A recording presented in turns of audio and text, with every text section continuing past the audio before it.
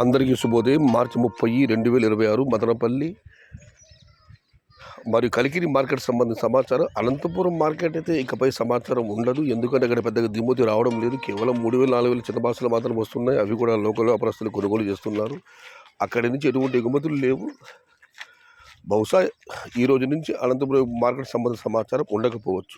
ఇక కలికిరి మార్కెట్ విషయానికి వస్తే, కలికిరి మార్కెట్ వేబీ మండి అధినేత అక్బర్ గారు ఇచ్చిన సమాచారం మేరకు ఈ పొడికాయలు 40, 50, 60, 70 రూపాయలకు అన్క్వాలిటీని మినహాయిస్తే 80 రూపాయల నుంచి ఆరంభమవుతున్నాయి. 80 రూపాయల దగ్గర నుంచి 100, 110, 120 ఇవి అత్యధికంగా అన్నదాతలు పడ్డ యావరేజ్ ధరలు.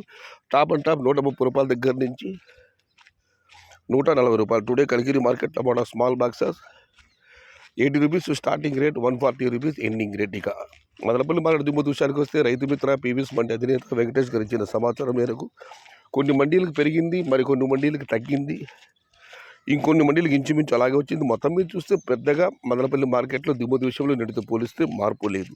ఇది ఈరోజు మదనపల్లి మరియు కలికిరి మార్కెట్ సంబంధించిన సమాచారం.